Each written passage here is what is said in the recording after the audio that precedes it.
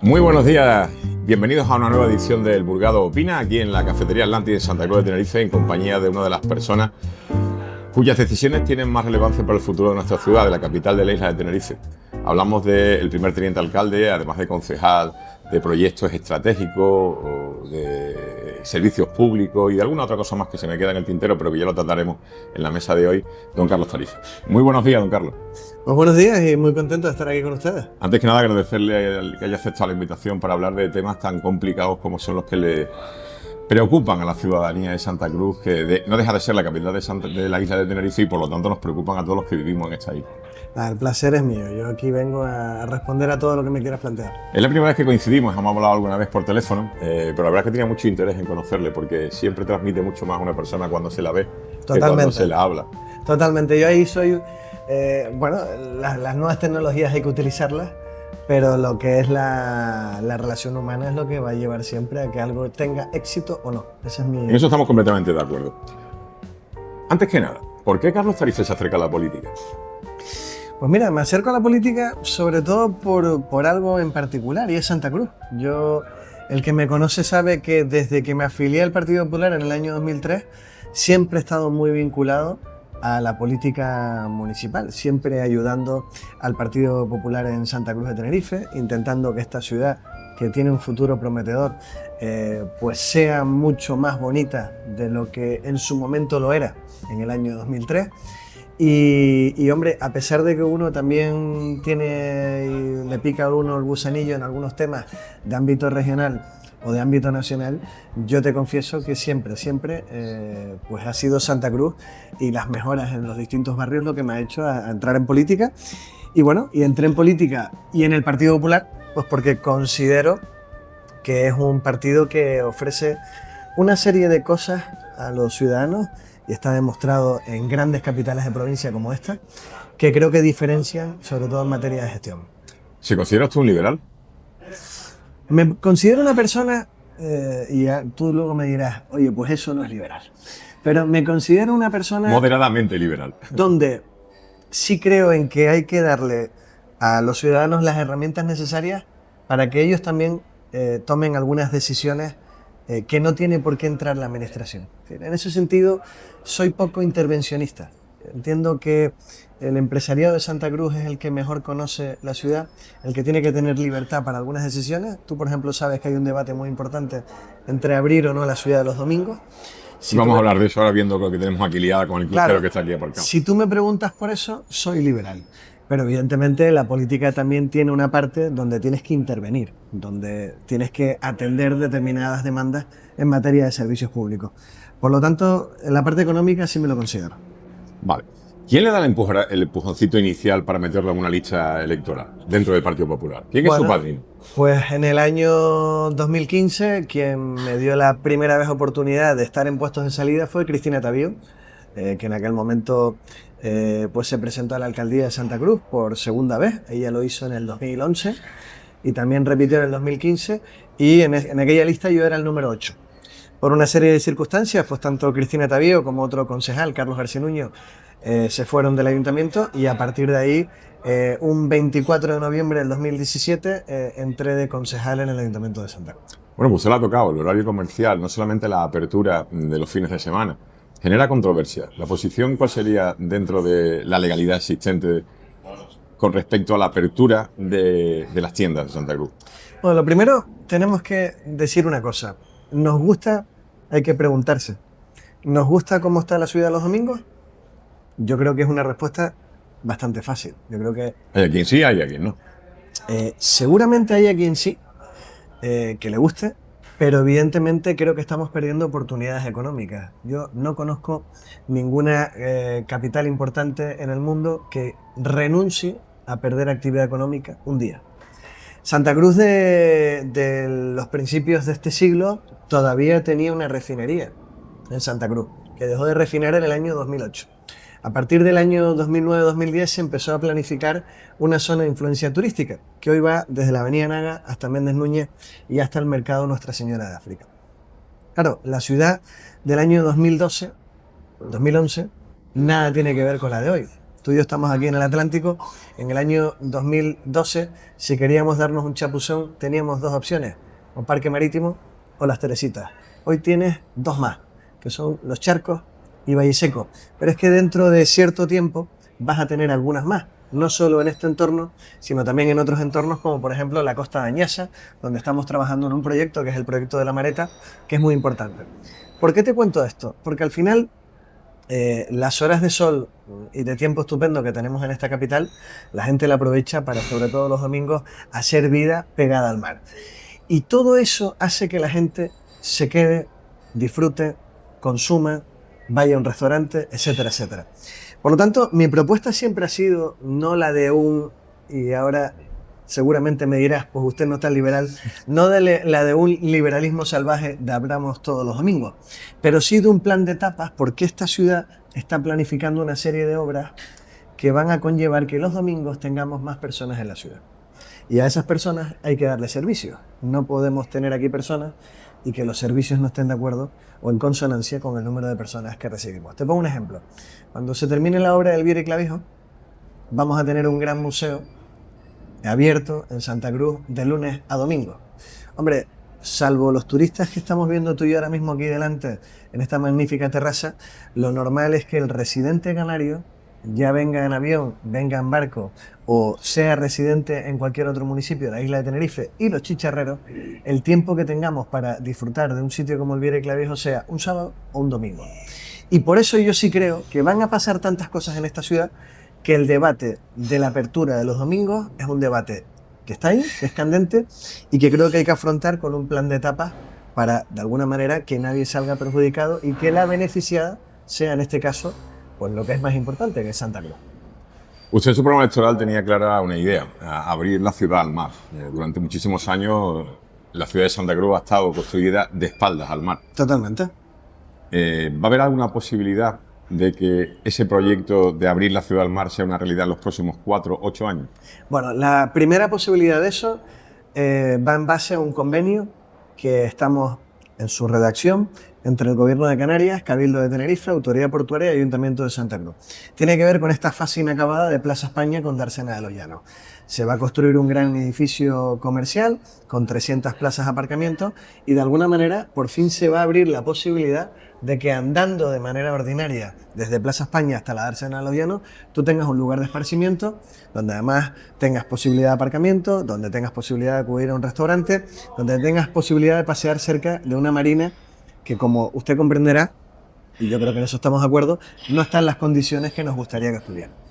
Pero luego es que hay más proyectos. Nosotros estamos trabajando, lo comenté antes, en un proyecto para la Costa de Añasa que se llama La Mareta. Hay una gran plataforma que a principios de este siglo iba a ser un parque marítimo y que nosotros entendemos que ahora tiene que ser un lugar público de apertura al mar para todos los vecinos del suroeste.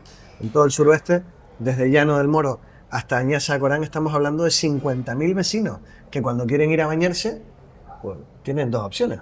Salen del municipio o van hacia Parque Marítimo o Las Teresitas.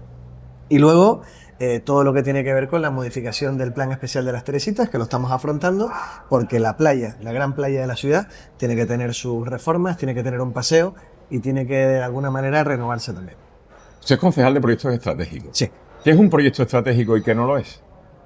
Bueno, aquí lo definimos sobre todo en base a la obtención o no de financiación europea. Los grandes proyectos estratégicos lo suelen obtener. Yo siempre he dicho que Europa a las ciudades, a las capitales que presentan proyectos buenos, acaba dando financiación y esa es la diferencia entre un proyecto estratégico o no. Básicamente la obtención de fondos europeos. ¿Y la remodelación o la incorporación de los terrenos de la refinería Santa Cruz, cómo lo definiría? Bueno, eso es un proyecto no súper estratégico. Ese es el gran proyecto de ciudad sin ningún género de duda, ¿no? Y ahí nos consta que el Gobierno de Canarias está a punto de adjudicar todo lo que es el estudio urbanístico a una empresa pública como es Gestur, que nos consideramos que es un hecho, porque mire, en esos 573.000 metros cuadrados de zonas verdes, esta es la mosca del directo de siempre. Es la mosca del directo de siempre, que nos va en... Pero de esos 573.000 cuadrados que tenemos de terrenos en la refinería, ahí tiene que haber zonas verdes, tiene que haber dotaciones, con toda seguridad habrá un gran intercambiador, tiene que haber vivienda pública, también va a haber una parte privada. Y se cuenta que el 100% de los terrenos hoy son públicos, pero hoy son privados, pero el 66% de esos terrenos pasarán a ser públicos, donde habrán avenidas, parques, vivienda pública, dotaciones deportivas, dotaciones de transporte, de movilidad, bueno, pues todo eso, ¿no?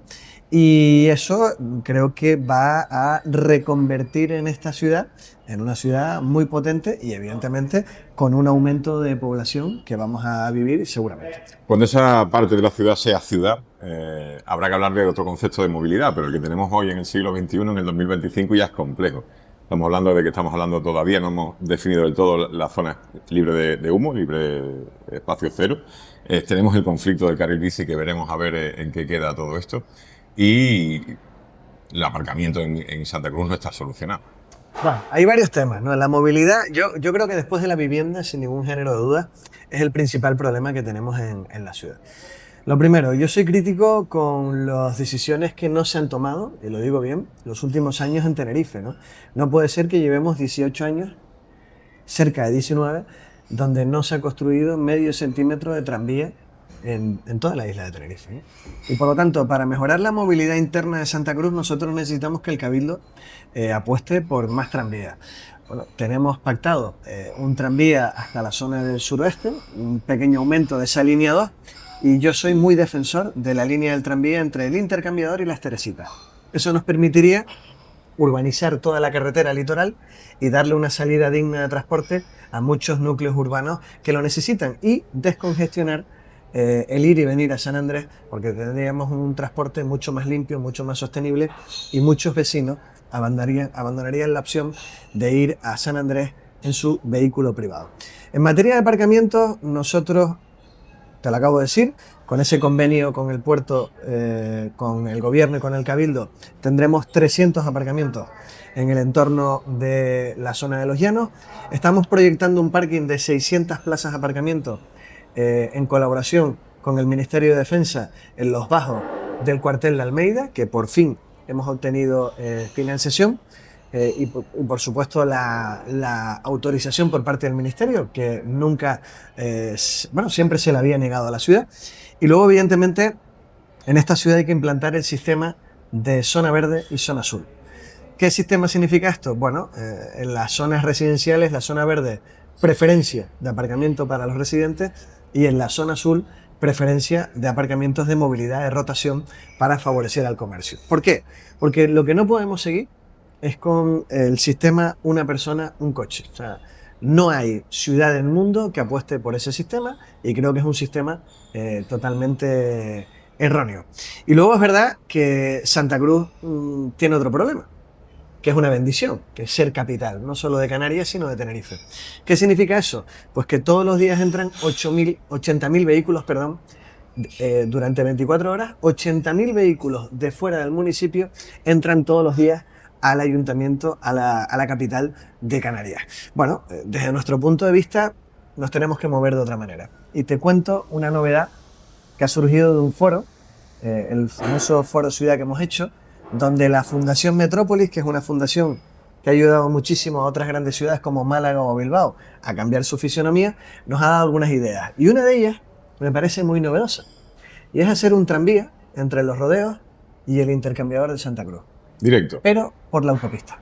Directo. Es decir, convertir esa autopista, que hoy en día tiene 3 carriles de bajada, 4 de subida, convertirla en un bulevar, en una vía semiurbana donde podamos combinar el transporte de un volumen de pasajeros importante, es decir, a través del tranvía, con el tránsito de vehículos a una velocidad mucho más moderada de lo que se hace a día de hoy. Es más, la congestión de tráfico en esa zona es tan difícil que es difícil ir a la velocidad máxima que te permiten esas vías. Normalmente siempre vamos más despacio porque hay mucho tráfico. Y por lo tanto, a mí la idea de un tranvía entre Los Rodeos y el Intercambiador me parece excelente porque... Sin parada. Bueno, eso se puede estudiar, porque evidentemente si sale de Los Rodeos, lo lógico es que parara a la altura de la laguna Intercambiador, zona Trinidad. Lo lógico es que tuviera alguna parada en los entornos de los hospitales universitarios, tanto LUC como el de Nuestra Señora de la Candelaria, y ya acabara con una parada en el Intercambiador. Es decir, que tú entre Santa Cruz y Los Rodeos te muevas en un tiempo de menos de 15 minutos entre una conexión y otra. Eso permitiría no solo la conexión puerto-aeropuerto, sino también lo que es más importante, norte-sur, sur-norte. Porque si a eso le acompañamos la construcción de algún aparcamiento disuasorio en el entorno del aeropuerto de Los Rodeos, estaríamos hablando de que muchas personas cambiarían su manera de moverse. Es decir, yo dejaría mi coche, si soy vecino del norte, dejo mi coche en Los Rodeos, aprovecho el transporte público y me muevo de una manera mucho más razonable hacia la capital. Bueno, pues seguimos hablando de grandes proyectos. Sí. Proyecto de las Teresitas. ¿Va a haber un antes y un después de que se urbanice con un criterio nuevo, no el que nos trajo tantos problemas? Bueno, ¿qué necesita las Teresitas? Básico, necesita iluminación, que no tiene. Necesita saneamiento, que no tiene. En los kioscos No tiene nada. se van a retirar con unas cubas que quitan las aguas negras y también los baños, y por lo tanto necesita saneamiento. ¿Qué necesitan las Teresitas? Bueno, vamos a contarlo. Usted y yo vamos ahora mismo en pantalón vaquero. Usted y yo, O te cambias en el coche o no hay manera. si queremos ir a pasear por las Teresitas, no lo podemos hacer viendo la playa. Estamos a ras de un muro, por lo tanto, sería ideal tener un paseo, como tienen otras playas del sur de Tenerife, donde se pueda uno pasear, como estamos tú y yo vestidos, y de alguna manera hacer una vida un poco más ordinaria. Necesita para mí el tranvía. Necesita descongestionar esa carretera de tanto tráfico. Y luego un aparcamiento en la cabecera de la playa, como el que está ahora, pero con varias plantas, que sea gratuito. Y por lo tanto, eso es un poco lo que vamos a hacer. ¿Cuál es la polémica de las Teresitas? Bueno, pues la famosa parcela hotelera.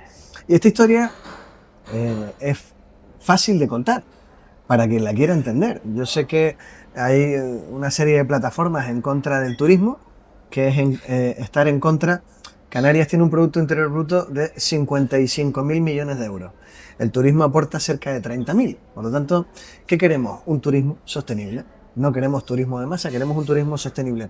Esa parcela hotelera lleva siendo parcela hotelera desde hace más de 40 años y no se ha desarrollado. Es más, Santa Cruz no tiene ningún hotel turístico. No tiene hotel de playa, piscina.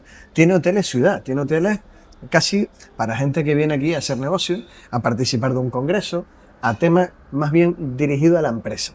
Entonces, sería en todo caso el primer hotel ciudad de la ciudad. Pero es que lo que vamos a hacer con esa modificación del plan general es que no solamente tenga el uso turístico, que tenga uso sanitario, que tenga uso sociosanitario, que tenga uso, ¿por qué no?, para una dotación deportiva. Y por lo tanto, cuando se apruebe el plan especial, que en esa parcela se pueden hacer más cosas que un hotel. ¿Cuándo se va a tomar esa decisión? Pues mire, los tiempos son más o menos claros. El plan especial de las Teresitas estará aprobado seguramente en 2 añitos, 2027, 2028, y a partir de ahí es cuando el Ayuntamiento de Santa Cruz tiene un patrimonio, que es el valor de esa parcela, podrá sacarla a concurso para que quien quiera construirla. A mí me consta que el Cabildo Insular de Tenerife está muy por la labor de hacer ahí un centro sociosanitario, es decir, más camas para personas que necesiten un centro y atención sociosanitaria. ¿Eso sería una magnífica idea? Lo sería sin ningún género de duda.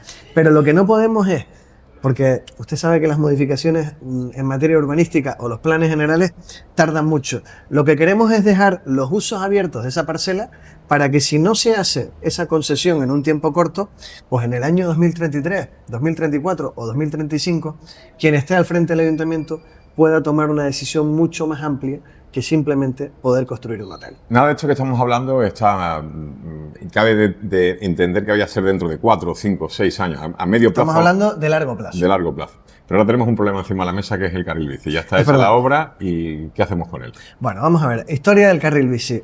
El área de movilidad sacó una ordenanza que permitía la red ciclable en Santa Cruz de Tenerife.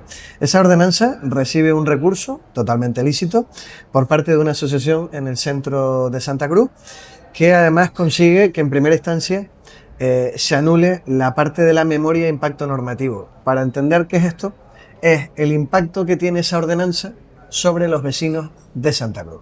Y ahora mismo esa cuestión está dilucidando en el Tribunal Supremo. El Tribunal Supremo es el que tiene que decir si esa memoria de impacto normativo está bien o está mal. Si está mal, la ordenanza se va a anular, y si está bien, la ordenanza va a pervivir.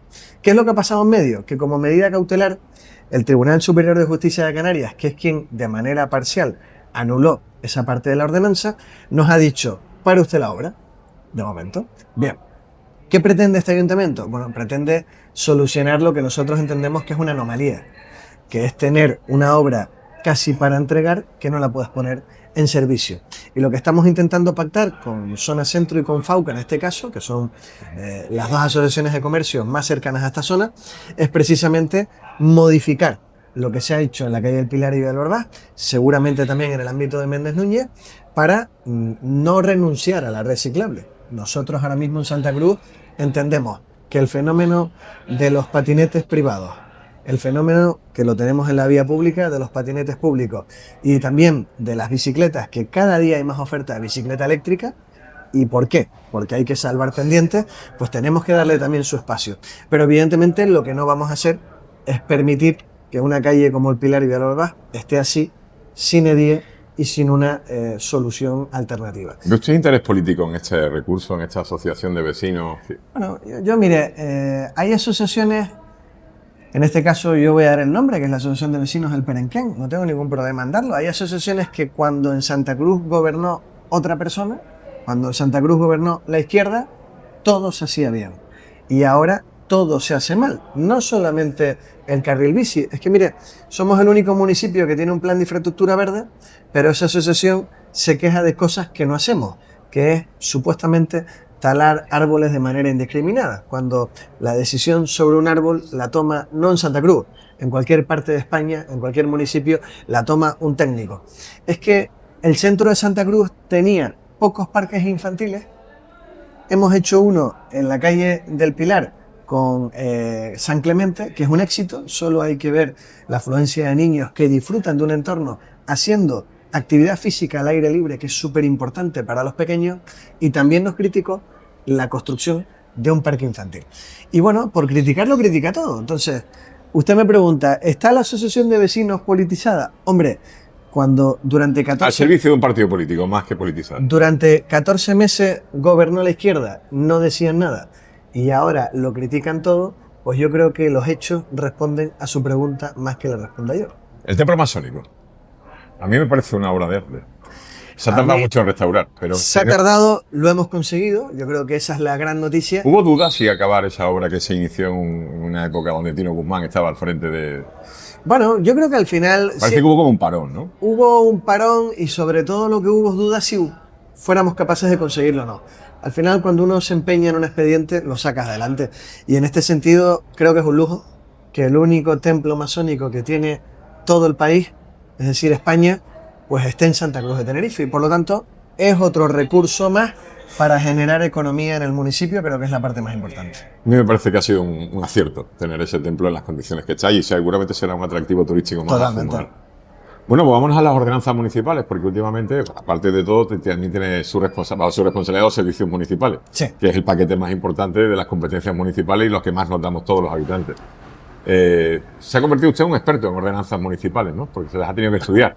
Sí, hombre. ¿Quién sí. se estudia las ordenanzas municipales? Si lleva servicios públicos, lleva parques y jardines, limpieza, iluminación, asfaltado y la política del agua... Pues son complicadas las ordenanzas, ¿eh? Son complicadas, bueno, al final tienes que ser también un poco valiente y saber a dónde quieres ir. Yo, por ejemplo, mira, para limpiar mejor esta ciudad, ¿qué tienes que tener? Tienes que tener un buen contrato. Y tú me preguntas, ¿Santa Cruz tiene un buen contrato de limpieza? Es mejorable. Sobre todo en un Todo aspecto. es mejorable. Sobre todo en un aspecto, en tener más personas barriendo a pie de calle.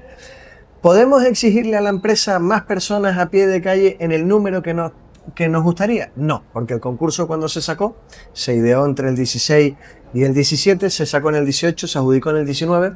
Bueno, no era un concurso que fuera a un número de barrenderos por barrio, sino a índices de calidad. Nosotros vamos a planificar un nuevo concurso de limpieza, un nuevo pliego de limpieza, precisamente donde aumentemos en 40 barrenderos más el número de personas en los barrios. Y tú me dices, ¿y con eso se limpiará la ciudad? No. Es decir, ¿tendremos los medios necesarios? Sí. ¿Se limpiará la ciudad con eso? Ya, no. ¿Por qué? Porque hay una parte que es importante, que para mí es la parte más importante. Porque, hombre, uno puede tener un buen vehículo. Esto es como si tú y yo decidimos comprarnos un vehículo de alta gama. Bien, pero el vehículo de alta gama tiene su mantenimiento, hay que cuidarlo, hay que limpiarlo, hay que hacerle sus revisiones. Bueno, pues la ciudad tiene un mantenimiento y no la pueden mantener en exclusiva los trabajadores de Valoriza. Claro. Si usted me dijera, bueno, es que Servicios Públicos no tiene contenedores a menos de 200 metros de cada vivienda, le diría, los tenemos. Es que el número de papeleras en el municipio es insuficiente. Hombre, tenemos 9.300 papeleras repartidas en todo el municipio. Entonces, ¿de qué estoy hablando? Estoy hablando del civismo. Es decir, si yo tengo un papel en la mano, lo lógico sería, y con eso estaría cumpliendo la ordenanza, tirarlo en una papelera o en la isla de contenedores que yo me encuentro. Si yo voy a sacar enseres de mi casa, yo quiero hacer una mudanza, no me vale el sillón, no me vale la mesa de comedor y las 6 sillas, y no las quiero vender porque ya están mal. Bueno, hay un teléfono gratuito que es el 922 22 48 49, donde yo llamo y de manera gratuita un operario me dice, sáquelo usted a las 7 de la tarde en este punto, al lado de su casa, y nosotros lo retiramos. Bueno, eso no se está produciendo de esa manera. Se producen de manera indiscriminada, sin avisar, cuando es un servicio gratuito. ¿Qué ocurre con eso? Pues que hay islas de contenedores en mal estado, que hay aceras bloqueadas de una manera indiscriminada. Bueno, al final creo, insisto, que la ciudad la tenemos que limpiar entre todos y por lo tanto, ¿vamos a mejorar el contrato? Sí, y además pronto. Seguramente en el año 2028 Santa Cruz tenga un contrato mucho mejor que el actual. Pero desde luego, hasta ese momento y también después de ese momento, para mí la parte de educación cívica es fundamental, o si no, no nos vamos a parecer a Oviedo, que es la ciudad más limpia de España y que creo que tiene que ser el objetivo. ¿Y cómo se le explica a los ciudadanos cómo son las ordenanzas y cuáles son las obligaciones? Porque los ciudadanos últimamente solamente tenemos derechos, obligaciones pocas, ¿no? Y eso de explicarle una ordenanza que nos obliga a todos los ciudadanos es complicado, ¿no? Bueno, ahí hay dos partes, una interna y otra externa. Yo soy padre y por lo tanto yo soy responsable de que mi hijo pues no tire papeles al suelo, que cuando vaya a sacar la basura la deposite en los contenedores y que de alguna manera sepa que vive en una ciudad donde a préstamo compartimos cosas. Que los bancos de la Plaza España son igual de suyos que míos, por lo tanto tenemos que cuidarlos y tenemos que cuidar las papeleras y tenemos que cuidar el mobiliario urbano. Hay una parte que se produce dentro de los hogares en materia de educación y hay otra parte donde el ayuntamiento tiene que difundir campañas precisamente para dar a conocer los servicios que tiene y que presta y por supuesto para que en el caso de los incumplimientos, pues cuál es la multa que te puede caer en el caso de que haya un incumplimiento. La segunda parte la hacemos.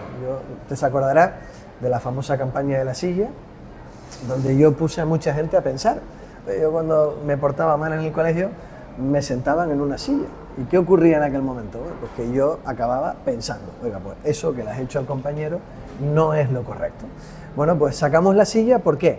Pues porque esta ciudad tenía 29 puntos donde todos los días se depositaban bolsas de basura o basura en el suelo.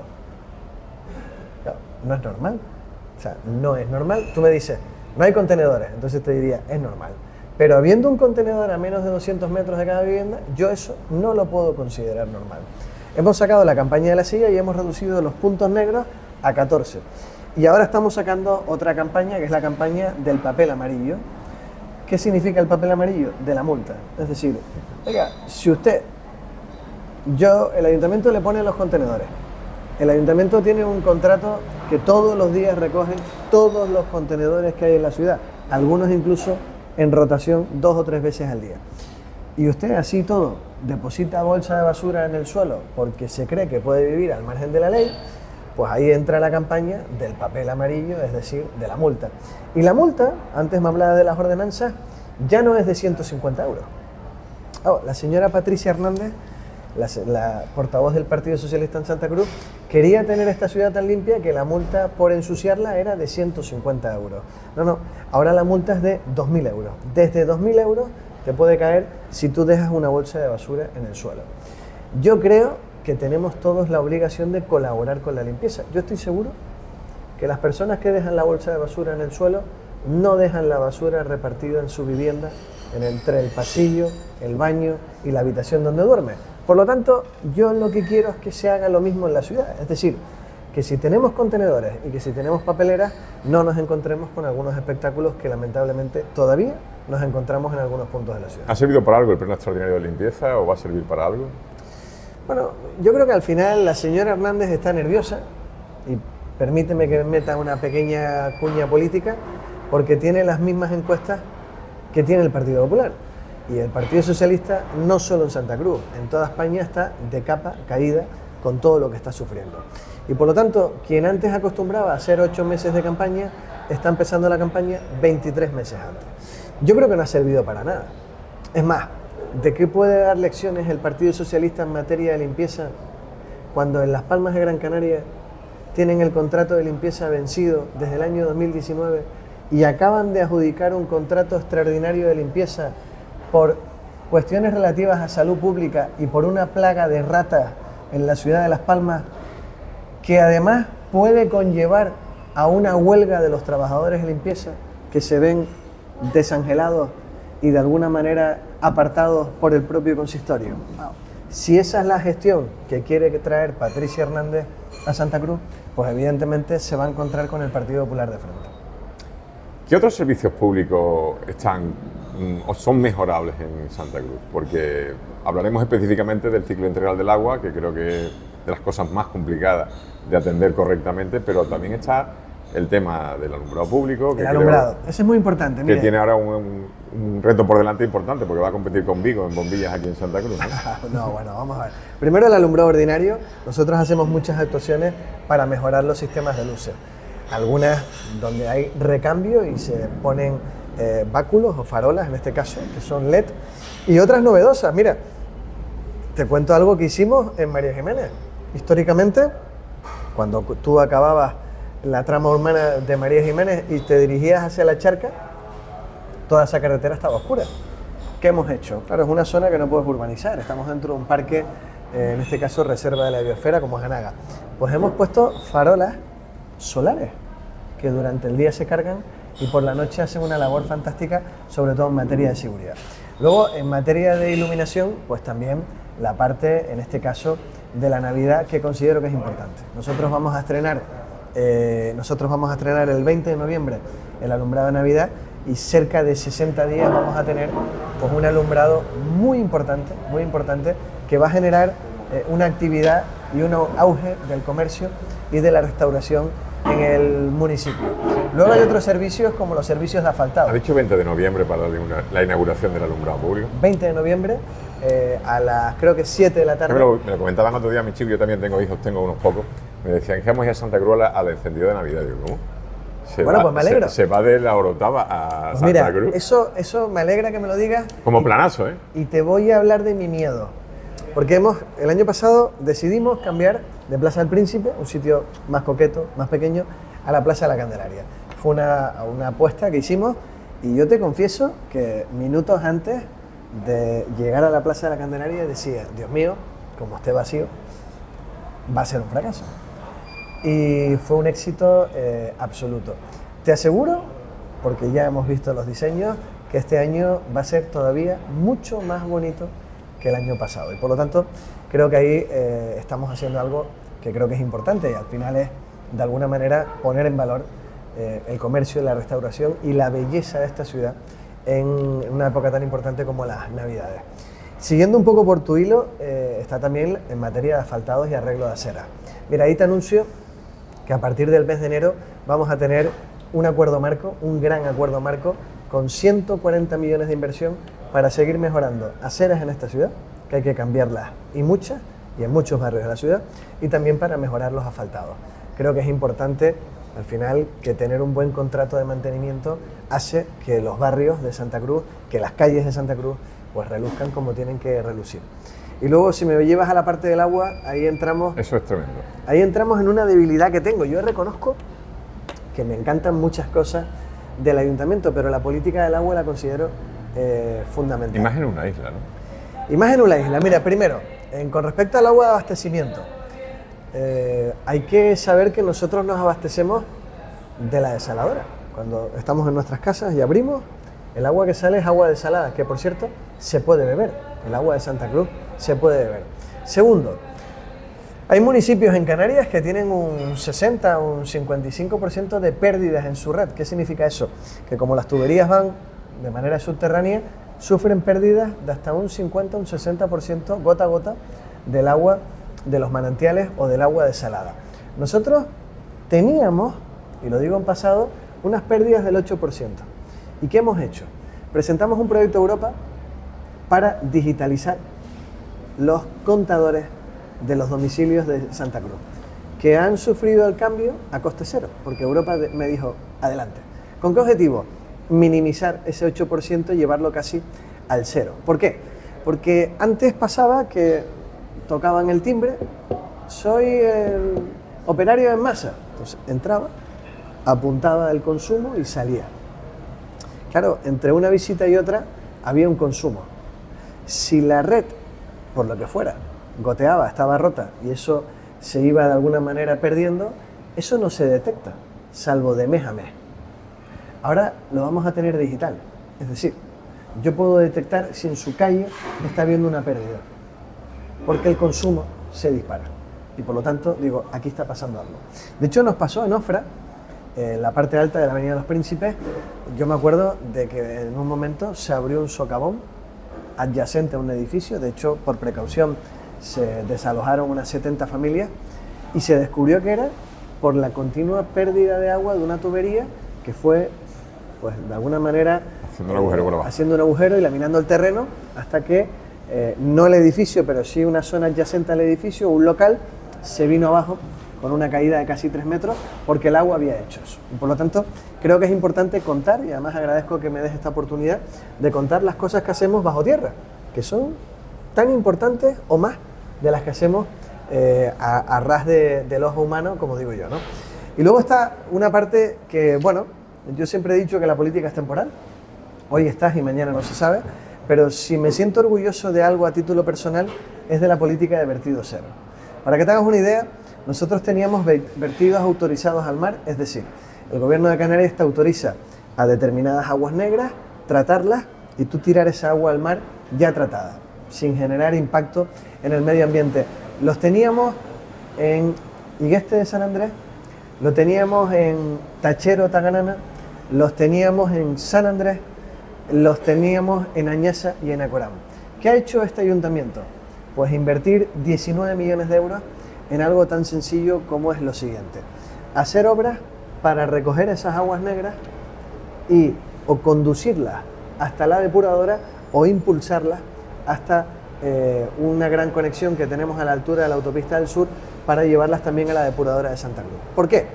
Porque evidentemente lo que antes hacía, te pongo los ejemplos, Añasa y Acorán, cualquier agua de duche, del lavabo, del fregadero o del retrete, bajaba por la tubería del edificio y por gravedad caía hacia la costa. En la costa había unos lugares, unas plantas de tratamiento y una tubería que llevaba esa agua al mar. Lo que estamos haciendo es lo contrario. Estamos haciendo estaciones de bombeo para recoger todas esas aguas negras, llevarlas por impulsión hasta la autopista del sur y por una tubería llevarlas hasta la depuradora de Santa Cruz. ¿Qué vamos a conseguir con esas aguas? Que tengamos agua en toda la isla para dos cuestiones: para la agricultura y para la limpieza. Para la agricultura y para la limpieza. Por lo tanto, todos los vecinos de Añasa, de Acorán, de Taganana, van a colaborar en que Tenerife tenga más agua para la agricultura y para la limpieza de las ciudades. ¿Ese objetivo cuándo será conseguible? Porque tienes que colaborar con el Cabildo, ¿no? Bueno, nosotros estamos a disposición de acabar todas estas obras antes de junio del 2026. Con el objetivo de que Santa Cruz no vierta al mar ni una gota de agua, ni contaminada ni no contaminada. Es decir, vertido cero. Pero tenemos un problema. El problema se llama Pedro Sánchez. La única obra que está haciendo el Ministerio de Transición Ecológica es la ampliación de la depuradora de Santa Cruz. Hay una depuradora, que es la depuradora de Buenos Aires, donde allí llegan aguas de la Laguna, del Rosario y de Santa Cruz. Bien, esa depuradora, Mariano Rajoy la sacó a concurso y se adjudicó. Y tenía que haber estado terminada en el año 2022. Pues el gobierno de Pedro Sánchez le viene tomando el pelo a Santa Cruz durante el año 23, 24 y 25. Y yo empiezo a sentir miedo de que la obra depuradora no la acaben. Y mientras no la acaben, como el agua, las aguas negras que llegan a esa depuradora son más que la ampliación que hay que terminar, ¿qué es lo que está ocurriendo? Que a la altura del Palmetum, en Cabo Llano, tenemos un vertido al mar.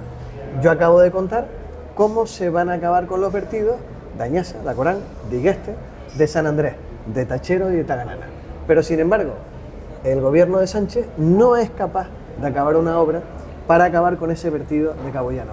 Y mientras no acabe con esa obra, no vamos a poder obtener la bandera azul que la perdimos en el año 2003 en el municipio. Y yo aprovecho el Burgado, aprovecho que me hayas hecho esa pregunta para pedirle y reclamarle al gobierno de Sánchez que se ponga a gestionar los temas importantes que hay en España. En Santa Cruz este tema es importante. No podemos seguir eternamente con un vertido al mar en Cabo Llano que lo produce una depuradora como la de Santa Cruz. Pero para que no me digan, este señor, como es del PP, está criticando a Sánchez, ahora voy a aprovechar también el Burgado para criticar al Cabildo. Porque Santa Cruz, el Cabildo presidido por Rosa Dávila y de vicepresidente un compañero mío, que es López Afonso. Pero el Cabildo no puede seguir mirando a otro lugar distinto que a la depuradora de Buenos Aires. ¿Por qué? Porque si en esa depuradora llegaran aguas de Santa Cruz, nada más que aguas negras de Santa Cruz, quien tendría que asumir la competencia de la depuradora es Santa Cruz. Pero lo que no puede ser es que estén llegando aguas negras del Rosario y de la Laguna y quien tenga la gestión sea Santa Cruz. Por lo tanto, hago dos anuncios en el Burgado. El primero, contra Sánchez. Vamos a aumentar la presión política para que se acabe la obra. Y el segundo, contra el Cabildo.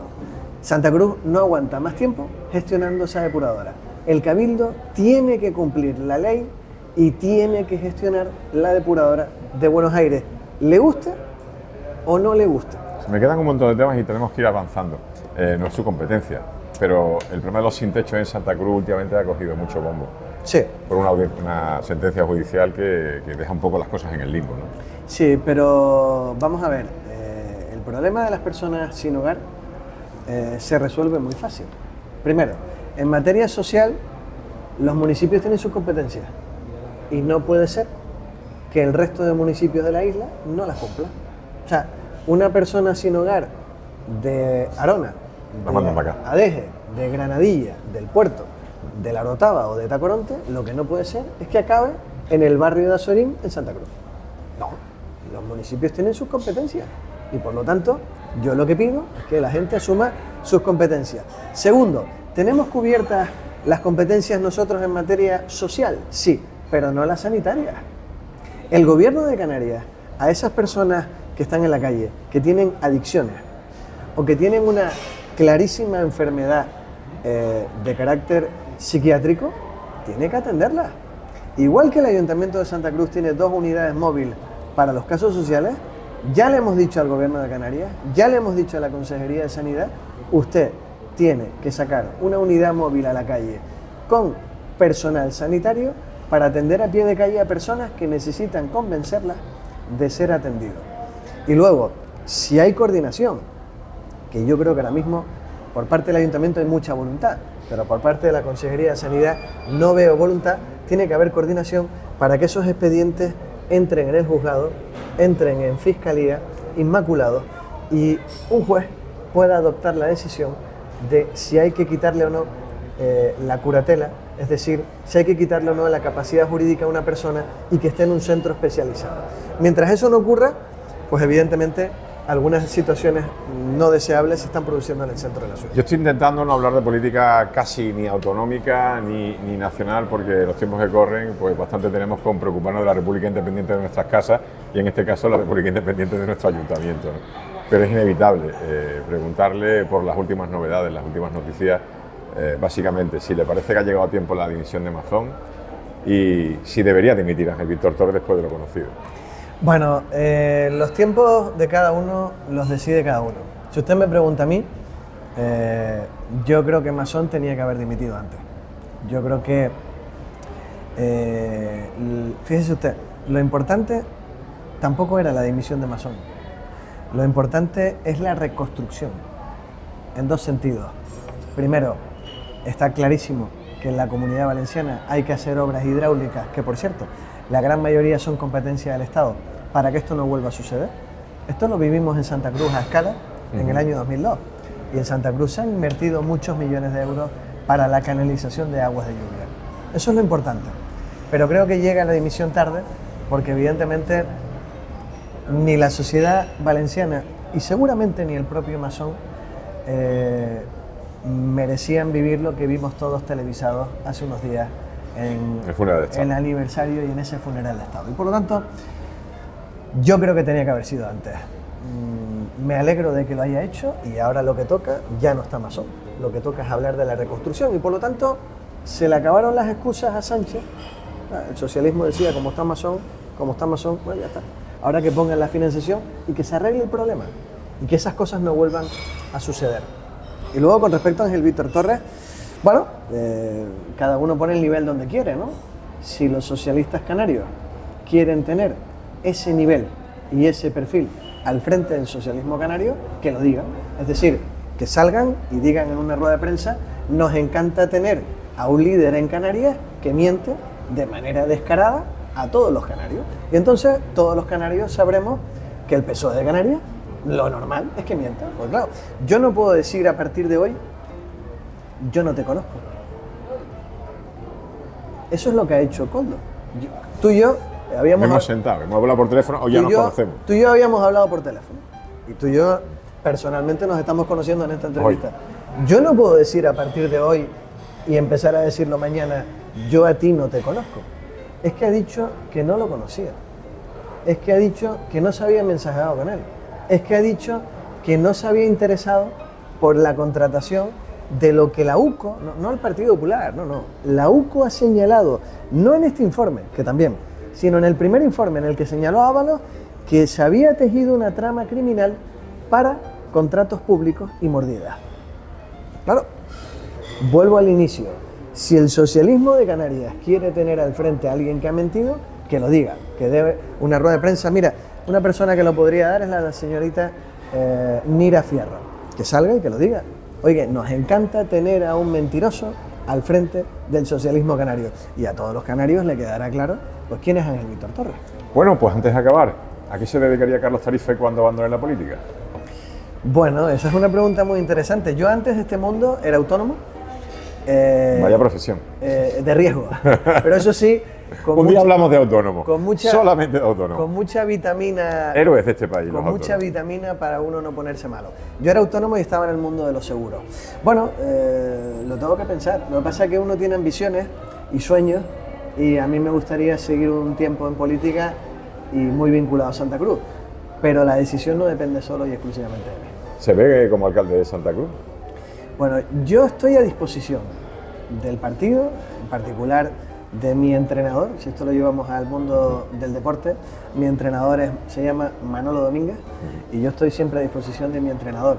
Por supuesto que esto está uno entrenando y preparándose físicamente para evidentemente convertir esta ciudad en algo que tenemos muchos en la retina y es la ciudad más bonita de esta parte del Atlántico.